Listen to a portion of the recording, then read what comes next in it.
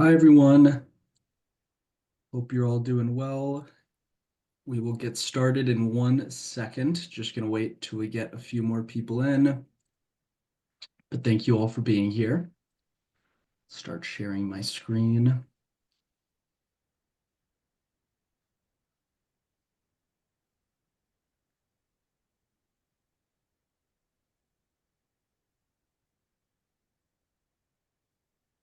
All right, well, it looks like we have people coming in, but we'll get started. Well, thank you all for being here and coming to this NWPSC Lunch and Learn on Oregon's Mattress Stewardship Program. My name is Will Grassley. I'm an associate for policy and programs at the Product Stewardship Institute, and I help support the NWPSC put on helpful, informational webinars and lunch and learns like this and various other tasks. But before I hand it over to Sarah, who is one of the co-chairs of the NWPSC, to introduce the topic, herself, and today's speakers, I will first share a little bit regarding some Zoom logistics and how this call will go.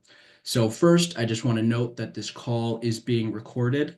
And during the presentation, please put your questions in the chat box. I will be monitoring the questions throughout the call. And after the presentation is finished, we should have ample time for a Q&A part of for a Q&A section. And when that's going on, if you have questions that come up, please use the raise hand function to ask your questions. And again, myself and Sarah will be monitoring all of your hands and great questions coming in so we can try to get to everyone. And yes, please as well mute yourself during the presentation so there aren't any interruptions. And yeah, looking forward to a great presentation. And with that, I will hand it over to Sarah. Hello and welcome everybody. My name is Sarah Kirby and I'm a policy planner with Metro Regional Government and the Oregon co-chair of the Northwest Product Stewardship Council. Adrienne Tan with King County is the Washington co-chair.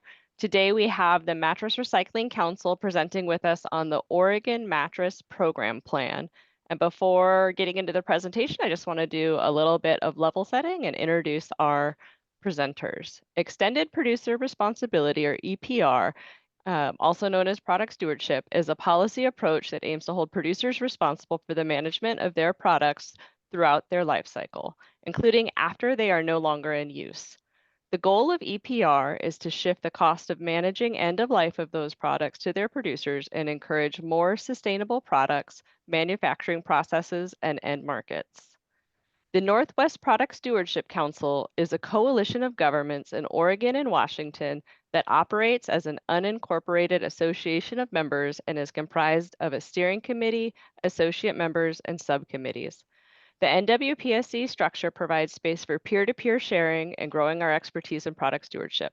There is no cost to become an associate member of the Northwest Product Stewardship Council, and if you are interested in learning more or joining, please reach out to me, Adrienne, and you can visit our website, productstewardship.net.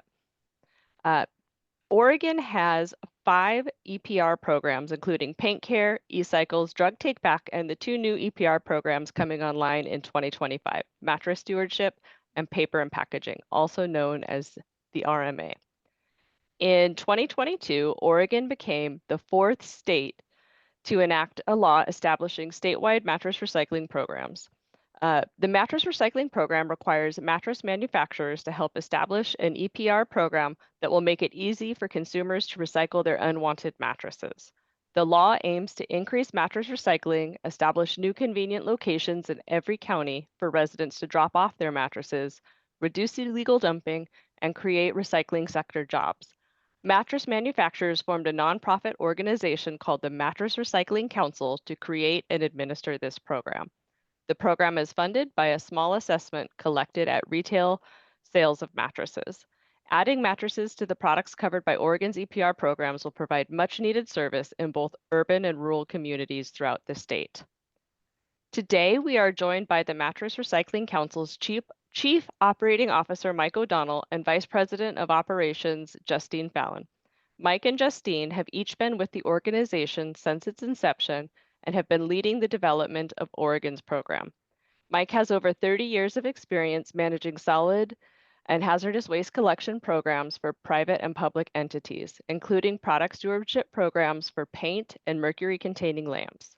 Justine launched the MRC's Northeast programs and now oversees all of the staff and vendors involved in the collection, transport, and recycling of mattresses in all program states. Prior to joining the MRC, Justine managed and administered the operations of a material recycling facility in Massachusetts. They have a lot of great information to share with us today about what to expect as the program launches and how local governments can take part. And with that, I will turn it over to Mike and Justine.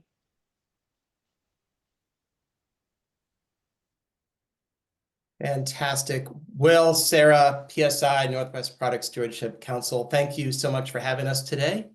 Will's going to be controlling my slides. So next slide, please.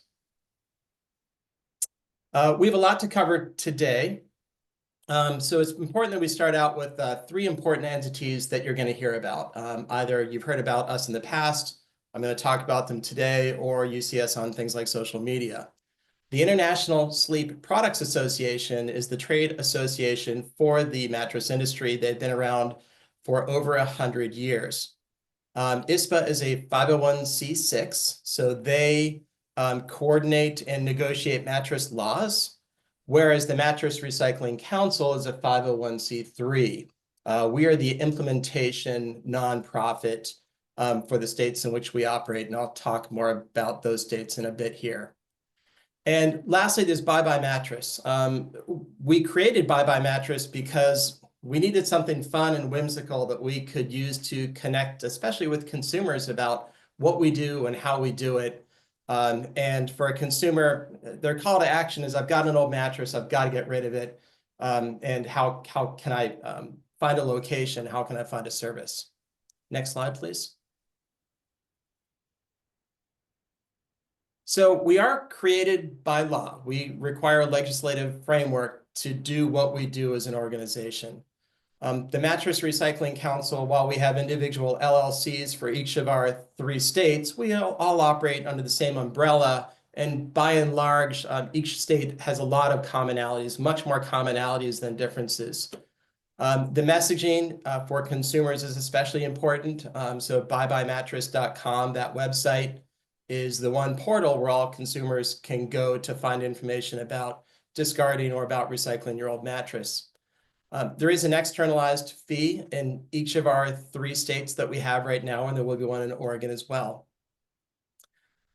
For mattress retailers, there is one reporting portal. Again, there's not a patchwork of state laws or implementation processes. We want everything to be consistent, and I'll talk more about that later. Each of the state laws require and have state oversight and enforcement. While MRC is good at putting programs together and we can help with retailer compliance, we are not an enforcement body, and that needs to be the function of the state agency. We create annual reports, we create budgets, we create goals, a lot of administrative functions like that. Another important element of the program is that we provide large volume service to people like solid waste facilities, but especially mattress retailers and hotels. Those are fantastic opportunities for us to divert large volumes from the program. We measure our access. How are we doing as an organization? What percentage of the population are we servicing? These are things that we measure over time. And our 3 state programs, they've been around a while now. Connecticut launched in 2015. We're coming up on our 10-year anniversary. So these are largely mature programs, and we're looking forward to starting again here in Oregon. Next slide. I popped this slide in just because it's a good geographical illustration of what we've built. So the green balloons that you see here are largely solid waste facilities. These are a very important part of our network. That's sort of the last place where we can intercept a mattress before it gets landfilled, and they do form the backbone of what we do. What these maps do not show is the partnerships that we've developed with mattress retailers. As I mentioned earlier, they're a very important part of our network, and it's important for consumers as well. When you have a mattress delivered to your home, to your apartment, giving your old mattress back to the retailer, it keeps it dry, it keeps it clean, And we can get a higher recycling rate out of that mattress, provided that it doesn't enter the solid waste stream. Next slide. So by the numbers, since 2015, we've recycled over 15 million mattresses and box springs, making us one of the largest organizations of our type in the world. Each unit is about 1 cubic yard on average, so about 15 million cubic yards of landfill space have been saved, and we've recycled over 500 million pounds of metal, foam, wood, and fibers over the past going on 10 years. Next slide. Let's talk a bit about Oregon. Next slide, please. Wonderful. As Sarah mentioned earlier, Oregon was signed in March of 22, but the process for us to get there took a long time. That dialogue actually started in 2018, and we were making pretty good progress, and then COVID happened, which delayed things. So in the fall of 2023, we submitted our first program plan to DEQ. By the summer of 2024, this past summer, we finally had an approved modified plan, which allowed us to put the wheels in motion and get Oregon off the ground. So in 20 days here, we're launching Oregon, which is just going to be great. It's been a long time coming. Next slide. So who can use the program? We're open to anybody. It's both individuals, solid waste facilities. We collect from nonprofits like St. Vincent de Paul and Goodwill. A lot of times, nonprofits become a dumping ground for old consumer products, furniture, mattresses. Oftentimes, mattresses are not reused just for sanitary reasons. And we provide a mechanism for them to be able to recycle those. While at the same time, we don't want them to be illegally dumped. Don't want them illegally dumped at their locations. And as I talked about earlier, retailers, hotels, casinos, military bases, we provide direct service to all of those folks. Next slide. The stewardship assessment, or the point of sale fee. It is visible in each of the states where we operate. All retailers are required to collect the assessment. Doesn't matter if you're an online retailer. It doesn't matter if you're selling commercial quantities into a hotel or into a casino, whatever it might be. Everybody has to pay into the system. We are a 501c3, and 80% of our funding is used for program operations, for the collection, transportation, processing, and just general compliance with each state law. Next slide. This is just a quick snapshot of MRC reporting. I mentioned earlier that we have one common reporting portal for all manufacturers, distributors, recyclers, and renovators to be able to report. Next slide. Just talking a bit about what we do as an organization. We push a lot of paper here at MRC. Program plans, these are things that we write internally. We recruit collection sites, so we have employees, we have on-site staff on the ground, visiting solid waste facilities, encouraging them to participate in the program. Once they join, they love it. I tell you, transfer stations and landfills really don't like mattresses that much. Supply chain management is something that we've taken a much more active role in recent years. Annually, we haul between 12 and 14,000 truckloads of mattresses. We are a very large volume carrier, and we actively manage and direct the volume from point A, which is typically a collection site or a large volume site, to a recycler. And we need to do that just to make sure that recyclers don't get overwhelmed and that we're as efficient as we can be with the number of miles and the carbon footprint that we're imposing on the states. All annual reporting is done by MRC. Those are typically very large, complex reports. We do all of our marketing, both in-house and with third parties that we contract with in each state. And then accounting functions, audits. Research is an interesting component that was embedded into the California law. And we've completed over 30 research projects over the past 5 years. And they touch a little bit on really everything that we do. from collection to transportation, deconstruction. Our most recent focus has been end market development. We've got to make sure that our recyclers always have a place to send what they pull out of old mattresses, especially foam. So collection, transportation, and recycling, it's all outsourced. We do not manage those functions in-house. Next slide. And this is a great opportunity for me to hand it over to Justine Fallon. Justine. Thanks, Mike, and thanks, Sarah and Will, for hosting us today.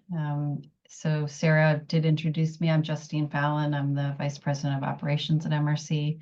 And I'm just going to spend a little time talking about, how the Oregon program is going to work specifically, and where we're at right now as we get ready to launch on January 1st. So in the law, as well as in our approved program plan, we have convenience requirements. So we are required to have at least one permanent collection site in counties that have a population greater than 10,000. And then we have to have an additional 25 collection sites throughout Oregon. And then for counties with less than 10,000, we will be doing collection events, or if we can find a permanent site that can be open for one day a week, we will do that. As part of the approved plan, we proposed an alternative convenience standard for the first year of the program, because we know it's going to take some time for sites to contract and to get things ramped up. So for counties that don't have a site, we'll be working with those counties to provide collection events.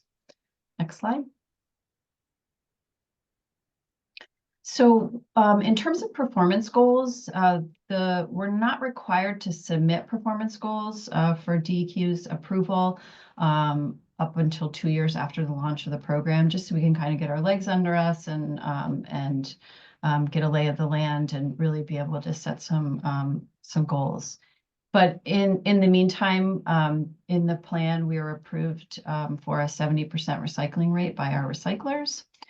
We have some studies that we're going to be conducting, including a life cycle assessment that has to be submitted to DEQ, and then also a study on providing service to single family and multifamily homes. We have to do an illegal dumping census by the end of 2026. So we'll be working with communities throughout Oregon to really understand the scope of the problem before we move into doing pilot studies to tackle some of those problems in the state. We're also, we'll be establishing a baseline for our consumer awareness and our industry awareness, which is an important component of our program, just to make sure that everybody knows we're here and that we're, and how they can access the program. We will be publishing annual reports every July. Those are for the year prior, for the calendar year prior to the report. And that will include all sorts of information on what our collection sites are, how much material we've collected, how much has been recycled or reused. So there'll be a lot of really good annual information that will update stakeholders and DEQ and Oregon residents about the program. Next slide. Okay, we'll just jump right into the status of the program right now. So we'll have 3 mattress recyclers in Oregon, and 1 in Portland, 1 in Eugene, and 1 in Klamath Falls. So we have a nice mix of vendors there. All of them will be accepting mattresses from the public that can come in and drop off a mattress for recycling, as well as commercial volume drop off directly to the facility. And obviously all of our collection sites and our commercial volume material that will come into the program from our transporters. Next slide. So we have right now, we have 46 interested facilities across 26 counties. Our locations on day 1 will be posted on Bye Bye Mattress, which will be live on January 1st. We're in the process of issuing contracts with solid waste facilities, as well as commercial volume participants like retailers that are taking back mattresses from their customers. Our Oregon program coordinator, her name is Darcy Perez. We'll have her contact information later in the slide. Unfortunately, she couldn't be here today because she's actually out in the field visiting sites and training our recyclers on how to use some of our online reporting software. Next slide. So we have 3 primary transporters right now that'll be working with the program.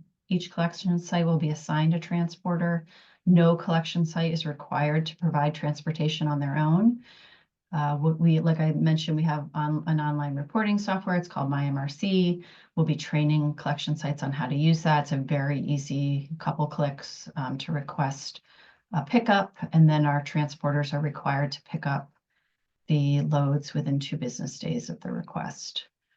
So we work really closely with our sites, our supply chain group that Mike was talking about, really kind of is monitoring that daily on, how the network is looking, how things are moving around the state, and making sure that there's no delays, and just staying on top of the recyclers to make sure that the process is smooth.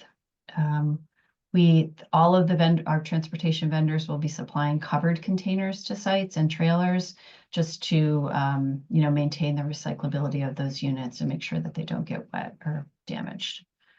Next slide. So I'll talk a little bit about how people can get involved.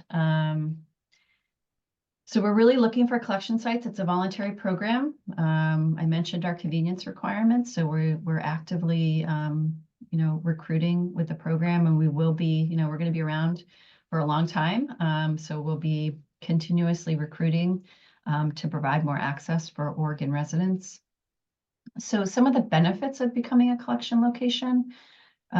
One thing we found in our state programs, or other state programs, is that landfills will see improved compaction rates. We've seen the increase in the lifespan of landfills by taking mattresses out. They're big, bulky items, difficult to compact. As Mike said, a lot of facilities don't like them, so they're happy to get them out of the landfill. Transfer stations. Once you're taking that mattress out of your bulky container, it's going to free up a lot of airspace to, and save on some transportation and disposal costs for transfer stations. Another group that we're working with, and we're in the process of working on contracts with, are some reuse organizations as well as thrift stores. The nice part about this is that, we will advertise that location. Residents will, drop off mattresses there. If it's something that's reusable, that they can give to one of their clients, or if it's a thrift store that does some renovating that they could resell, they'll have that inventory coming in. And then anything that they can't use, they can just simply put in the trailer, and it will go off to a recycler to be recycled. So we are interested in working with those organizations in the state, and we will have some that will become collection sites for us. Next slide. So under the law, we are required to pay a flat per unit rate for the reasonable and actual cost to collect these discarded mattresses. Our base rate is $2.25 per unit that's shipped to a recycler. Our contracts, all of our contracts have a annual adjustment that upon request, we track the producer price index, and the rates will go up according to that index during the time period of the request.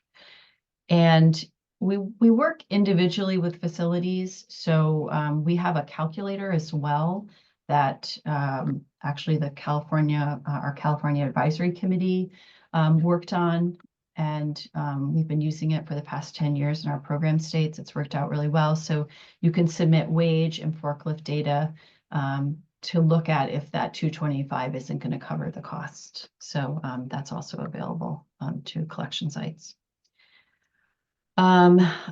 Just a note that once you become a collection site, you can't charge a fee for residents to drop off a mattress. You're going to be receiving no cost transportation, storage, and recycling, and you have to, and a handling rate.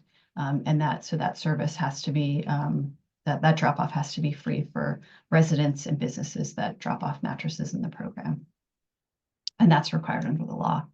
But if your jurisdiction or municipality has bulky curbside collection, offers some at-home pickup services, there's a carve-out in the law that any of those premium services you can still charge for the collection of the mattresses at the curb. Next slide. So a lot of people, this is some of the top questions we get asked is about screening. It's a very quick process. You don't have to pull out a magnifying glass and start looking at the mattresses. We have a lot of information available. We have collection site requirements that really goes over what's acceptable and not acceptable. We have videos on our website, and we're in the process of developing videos specifically for Oregon. So there's definitely a lot of materials and signage and information to help collection sites understand what's recyclable. I think if you leave with anything today, it's that a lot more that can go in the container, they can't go in the container. Mattresses do not need to be in a pristine condition. They do not need to, be able to be slept upon again. Really, it almost has to be unrecognizable, soaking wet or so dirty that you don't even know it's a mattress, or mangled. Those should be disposed of as solid waste, but really erring on the side of putting as much in the container as possible. And bed bugs, this comes up all the time, especially with people that are working at the transfer stations and that they would have to handle them. So we have an extensive library of training materials that for collection sites, as well as online training video that is on demand. We worked with one of the national experts in bed bugs. She happens to be located in Connecticut, and she's done a training video for us to just really help transfer station attendants understand what to look for, understand their own risk, so they feel comfortable working with mattresses. It's really rare. There's an association between used mattresses and bed bugs, and it's very rare that a used mattress would have a bed bug. Even in our program states, we only see like maybe a handful every year of trailers that might come in that are infested. And like Mike said, we've done over 100,000 loads of mattresses that we've shipped around, so it's just a very small amount. If ones and twosies get in there, our recyclers are ready to deal with those. So it's really not as much of an issue as people think it is. It tends to be the concern doesn't match the reality of the situation. So next slide. So one of the things that we have to be cognizant of, especially in states that have, are bordering other states and maybe larger cities. An example would be Portland and Vancouver, Washington.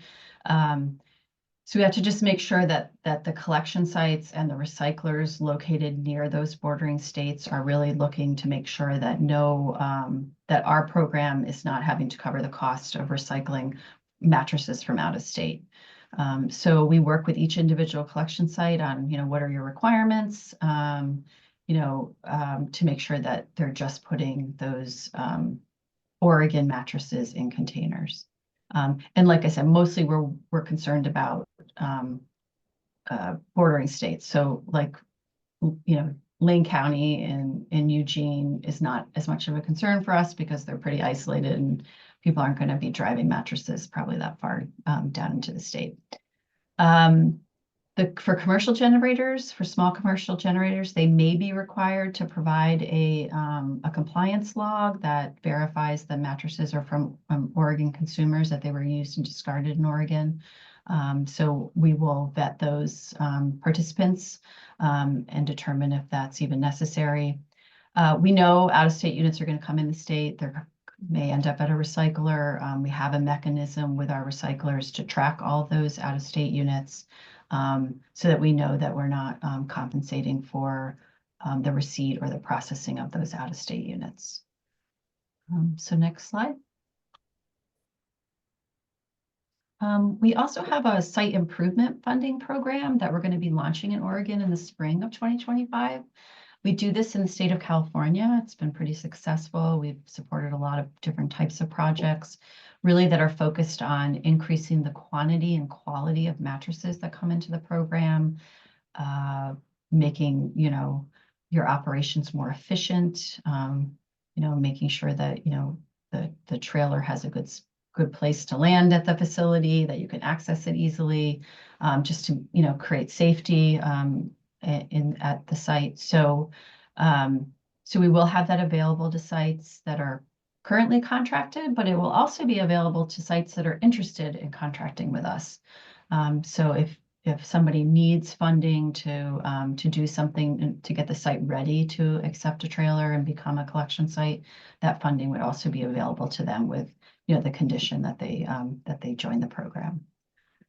So there'll be more information on that in the spring, and people can work with Darcy, our program coordinator, on any questions that they might have about that.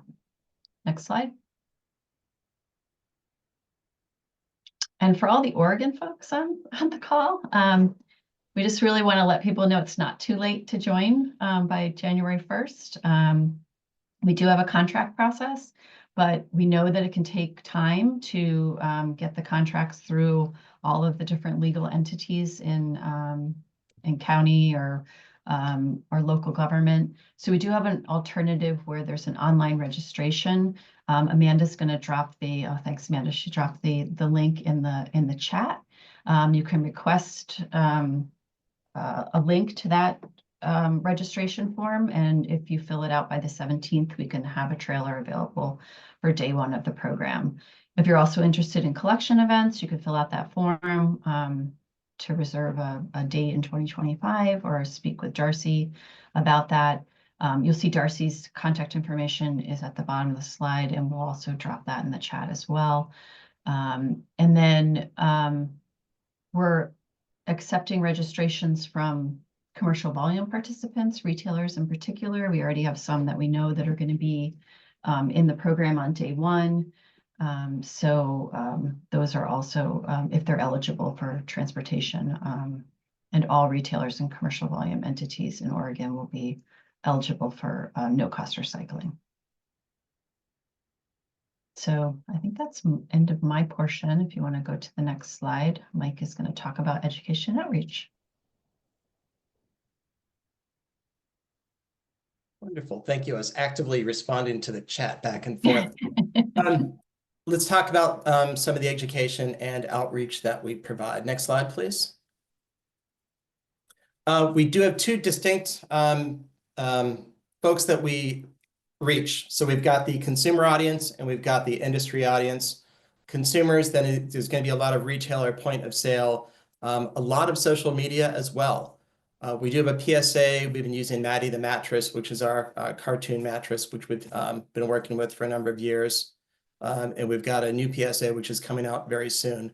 For industry, it's a bit different. We've got a lot of media access because, we're part of the International Sleep Products Association. They already have those contacts, and that's been very effective for us to reach those folks and inform them of their obligations under the law. Next slide. Collection sites for sites and for collection events. We do have kits that are available whenever a site signs up, either to be a permanent location or a collection event. Amanda Wall, who is our director of marketing, she's on the call somewhere today. I think she's in the chat as well. Yeah, there she is. She can certainly help with that. Again, Amanda, could you put a couple of links in the chat, please? Just for some general marketing in Oregon, that would be helpful to folks on the line. And next slide. And then reaching mattress shoppers. It's important that as a consumer in Oregon that they know that they will be assessed a fee at time of sale and that there are mattress recycling options available in the state moving forward. Again, digital is very important for us, as is social. Point of sale materials. In December, we've already sent out a lot of information about the program to brick and mortar retailers in the state of Oregon. So they are prepared for January 1, whenever that happens. This is important. A lot of retailers love the program. They loved promoting that their mattress is being recycled at end of life. And for many folks in the US, this has not been an option in the past. And next slide, which I think is, yeah, these are some examples of the types of things that we distribute. Posters, small information cards, which are more handy to give to a consumer when they buy a mattress. They're more likely to take it home. And of course, FAQs for sales folks so that they are aware of the program and how the program works. Badges are things that we can provide as well. These are nice for mattress retailers to put on the door. So whenever a consumer comes in, that they're provided with information and knowledge that their old mattress can be recycled. And I think that wraps it up, Will. I'm going to hand it back to you and Sarah. Awesome. Well, thanks so much for the great presentation, Mike and Justine. So we had some questions come in the chat. I did before diving into them. The slides for this presentation will be shared out with all of the attendees, so all of you, either tomorrow or early next week. So make sure to check your inbox for these slides. And I know that you guys were responding to a few of the questions that have already been put in the chat box. I do just want to say that now that we're in the Q&A section, feel free to use the raise hand Zoom function to ask your questions. But I believe there was one question by Eben that did not get answered as of yet. So I can indicate what it was. So the question was, could MRC earmark some resources to pilot funding to support more convenient approaches to collection alongside take-back systems, such as working with permitted haulers, collection events, local government, or large property managers? And has this been actually done before or elsewhere? I can take that. We Just stab at it. yeah, we don't currently have pilot funding for that, but we will work with all of those entities that you mentioned. So we'll work with permitted haulers. If you have a curbside collection, we can talk with you about if you can segregate the mattresses, we can work with you to get those. We do collection events. We, as an organization, we really prefer collection sites because some of our own analysis in California has shown when you have permanent collection sites, you have a less illegal dumping of mattresses. So we're always aiming to get more permanent sites. But we do collection events. We work with property managers. Any commercial entity that has a mattress can be a part of our commercial volume program. So all of these entities. So if there's anybody that you know that's looking to become a part of the program, please have them reach out to myself or Darcy, and we'd be happy to talk with them about how it would work for them to utilize the program. I hope I answered your question. Thanks for the response, Justine. And I see a hand up from Lexi, and then I'll answer your question, Rick. Lexi. Yeah, thank you so much.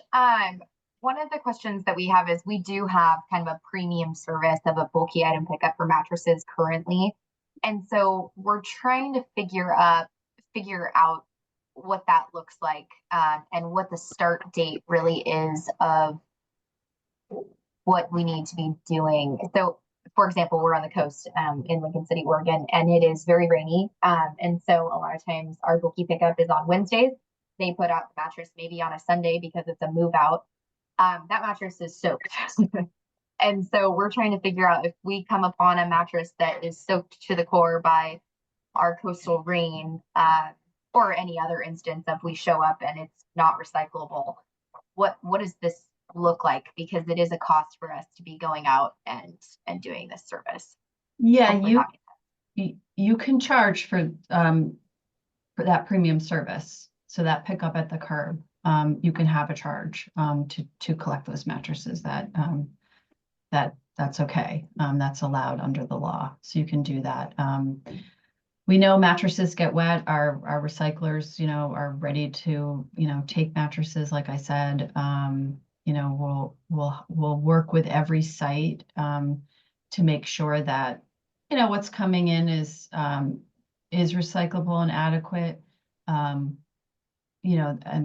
that's, we get this all the time. We in New England where we're located, we have a lot of rainy seasons in California. And it's just not that much of an issue. So wouldn't worry too Okay, much. that's great to hear. And then a follow-up to that question. So right now we're taking a rear loader for those bulky items, and the mattresses are being crushed in there. And so if we get to a pickup and the mattress isn't something that we should be landfilling, I think that's where we're confused, is do we need to go into it believing that everything's recyclable, and if it's not, then we're charging, or if it is recyclable, are we allowed to charge for that pickup, the special pickup? But does that make sense? You can charge for special pickup, but if you're putting that mattress in a compactor and you're really crushing it, it's not going to be recyclable in the program. 100%. So you'd have to do some kind of source separated collection of mattresses, and you can charge for that premium service. And that is required, that we go into it recycling the mattress, and if we get there and it has to be landfilled, that's a situation? Or is it you can do either? I guess I'm not sure what you're asking. Well, right now how we're set up, it's that it's going to be landfilled if it's at the curb on a special pickup and they're not bringing it to be recycled at the transfer station. So what I'm asking is that going to be allowed, or do we need to start a new service for essentially with a box truck van going and picking up these mattresses? And then if they're not recyclable, we're putting them with the other bulky items. Right. That's correct. Okay. So thanks for your question, Lexi. I'm going to move on to Pete. I see your hand up, and then I did see we had 2 questions from Rick and Angie, so we'll get to those after you answer, or after you ask yours, Pete. Great. Thank you for the presentation, Mike, and all the work that you've done, Mike and Justine and DEQ staff. Really appreciated. So Pete Chisholm Winfield, I'm with the city of Portland, Oregon. There are a number of government organizations and haulers that have customer service staff. I think that at least I could speak on behalf of us, and maybe Sarah, you can mention Metro, but I think we would like to be helpful in getting the word out. So I was just wondering if you all had like a outreach packet or guidance or some materials that you could send over to us so that we can be able to make sure that we're saying the right thing and we're coordinated with you. And that was my first question. My second question is the program plan has 5 locations in Portland. Are those the 5 locations that we're going to expect being open for collection on January 1, or are those locations, has that changed since the program plan was implemented? Thanks. Yeah, so I think we're looking at about 3 on day 1 at this point. And then the other ones will roll in as we, continue with the contracting process. But we are actively, like Darcy's at Metro today. So we'll be able to, hopefully have them on board on day 1. And Great. Yeah. So like if our customer service staff are answering the phones, because most folks are going to call Metro, but some people are going to call us. Sure. So if we have the information about where those locations are ahead of time, that's going to be helpful to answer those questions. So all they need to do is log into Buy Buy Mattress, and every live site will be listed on buybuymattress.com. So they'll be able to do that. So I guess what I'm saying is that like not everyone's on the internet, and some people prefer to call on the phone and get Oh, yeah, information. I'm saying for your staff or whoever's answering the phone, they can simply look at Buy Buy Mattress and it'll be. So we won't be able to do that until January 1. We can't get that information ahead of time. Right. We won't. Okay. Yeah, we won't have. We're going live on January 1. Yeah. Okay. Thanks. And Pete, the first part of your question, Amanda put a publicity toolkit in the chat. You can click on that for additional resources. And Amanda, if you have anything else to add, please put that in chat too. All right. Well, thanks for your question, Pete. I'm going to move on to the 2 questions in the chat, and then I will get to your question, Heather. I see your hand up. So first, we had a question from Rick regarding are foam toppers part of the program? And if not, can they still be sent in with the accepted mattress? Foam toppers are excluded by the law, so no, they should not be sent in with the accepted mattresses. Great. And then the question from Angie is what outreach is going to commercial generators? We have information sheets. We have collection requirements that will be sent to commercial generators, and we have just lists of who those people are that we will be reaching out to and have reached out to. Yeah. And certainly if anybody comes through your transfer station or landfill and they have questions or the intent is to try to divert those commercial generators to the recycler as much as possible. Or if they're eligible, we can actually just work with that site directly with providing transportation in a trailer. So all transfer stations will give that information to you so that you can pass it along to maybe your commercial customers who might be better served by not having to actually come into your collection site. Are you, sorry, Heather, if I might just follow up with a question to Justine, are you able to share that list that you're sort of formulating with local governments so that we can coordinate who is receiving that information? I'm specifically thinking of hotels in our area that could be preemptively told that this is going to be an option starting January 1. So given that the program is starting soon, it would be really great if we could get some information from you guys or add to whatever list you have started. Thanks. Yeah, we can go ahead and drop the CVP info sheet in the chat. I can do that so you have it. It's also on our website, and the contact information for the staff that handles our commercial volume program.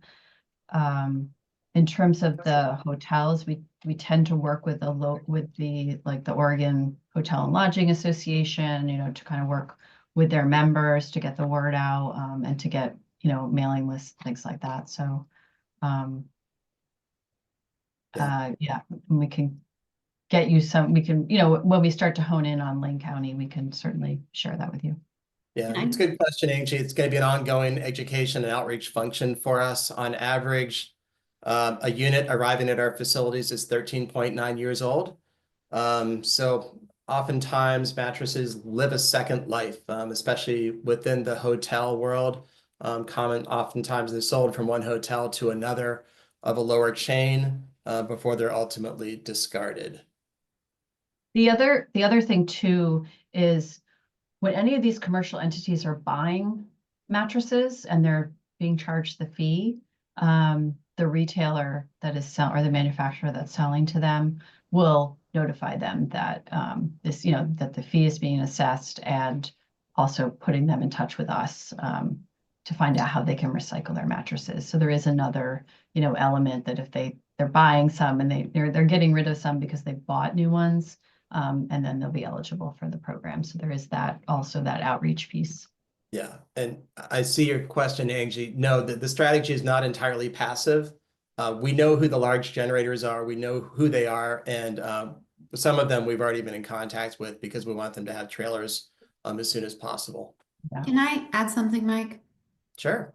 Okay, with commercial volume, we have a standing advertising plan that goes to these different industry verticals. We've already updated this artwork to include Oregon and how businesses or organizations in these industries that are located in these states can work with our program. So we're working through, when it comes to like hotels, we've got the Hotel and Lodging Association. We have are really well connected with all the mattress industry media and things like that. So our ads that go out to that industry have Oregon mentioned on the ads already. So there's not only are we working with leads our operations team has identified already, but there's this broader wraparound of just spreading general knowledge throughout these industries that we exist in these states. Awesome. And we work with large chains in all of our other states, so we already have contact with a lot of those entities that know where we're operating. So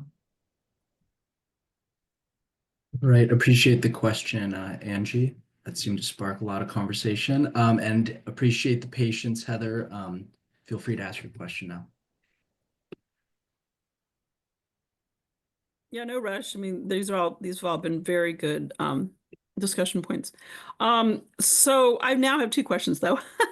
So no surprise. One is why are mattress toppers something that you can't handle? I know it's not in the law, but let's say it was in the law. What is wrong with the mattress topper? Because it's the same essentially material. That's question one.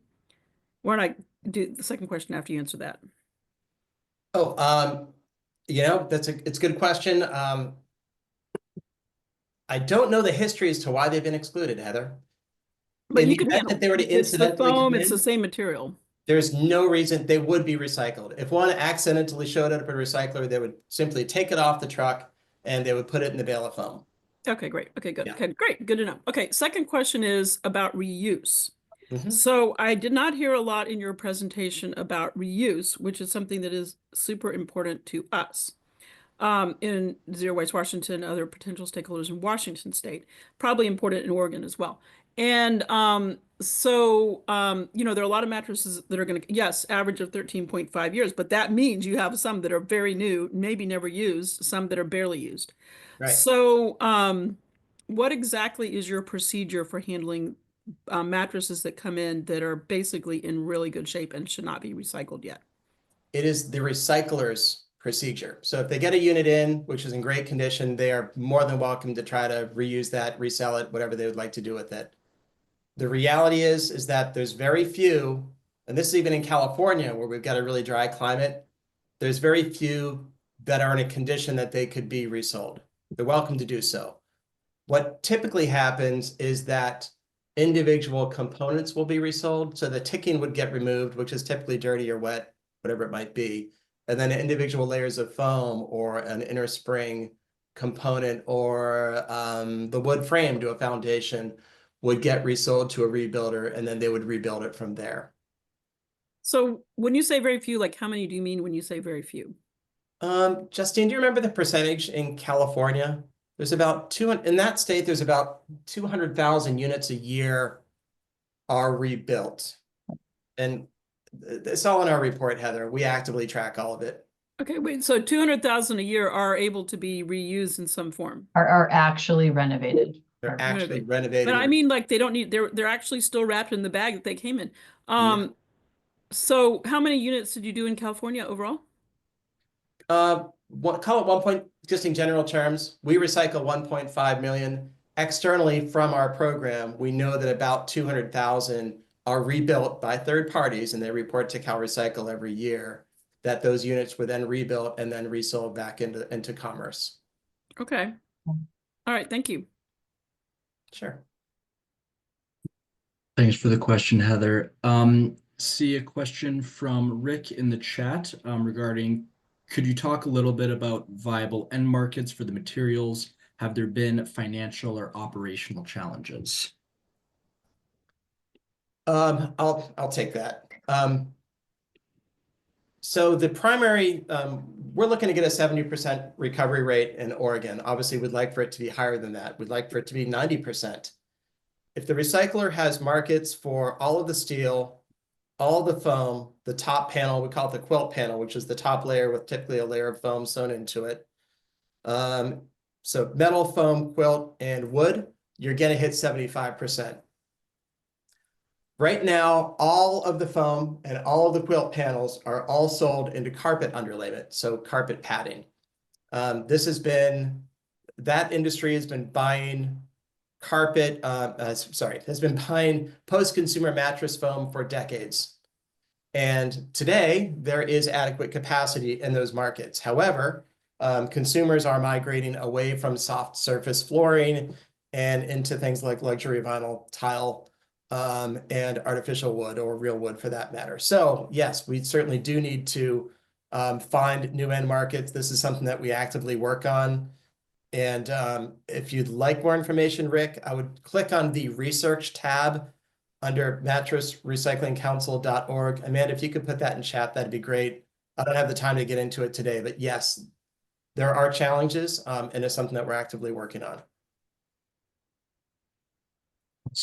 Appreciate the response and question, Rick. All right, and I see a hand up from Adrian, the Washington co-chair of the NWPSC. Adrian? Hi, thank you so much for this presentation. It's really educational and helpful for us. Kind of curious about whether, I don't know if you're tracking this, but know whether mattresses have become more reusable or recyclable over the last 20 years or since your first operation, or is it going the other way? I would make a general observation that an all foam mattress that doesn't have various layers into it is extremely recyclable. But they represent a pretty small percentage of the, well, maybe not small, but they just represent a segment of what is being sold into commerce today. So you've got to balance what is 100% recyclable versus what is maybe durable. And an inner spring mattress tends to provide that component of durability to a product. Okay, thanks. Yeah, just curious about what the outlook would be for managing the end of life of mattresses in the future. Will the costs go up, or is that a trade-off with the durability of the product? We tend to think that the value of post-consumer mattress foam will go up in the future, not down, as we develop new alternative uses for that material. Okay, thanks. I'll also add that we do have a working group where we work with the mattress suppliers as well as the brand owners on what new materials that they're putting into mattresses. So we're engaged in conversations with them, so we understand what's going to be coming into recycling facilities in the next 5, 10, 15 years, so that we can start to talk with them about where there might be challenges in terms of recycling those or deconstructing them, as well as being able to sell the materials into end markets. So thanks. It's good to know there's a link back. If I can squeeze one last question in, with the assessment fee, do you expect that more people in the Portland area will buy mattresses under $200 in Washington?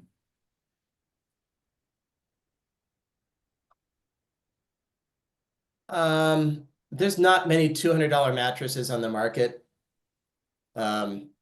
We're kind of aware of what the price points are out there. There's just not that much. It's also difficult to say what effect tariffs in the next administration could have on the market, and if that increases the price of imports coming into the U.S. and what it does just in general. Will the price of all mattresses, whether they be manufactured domestically or import, go up?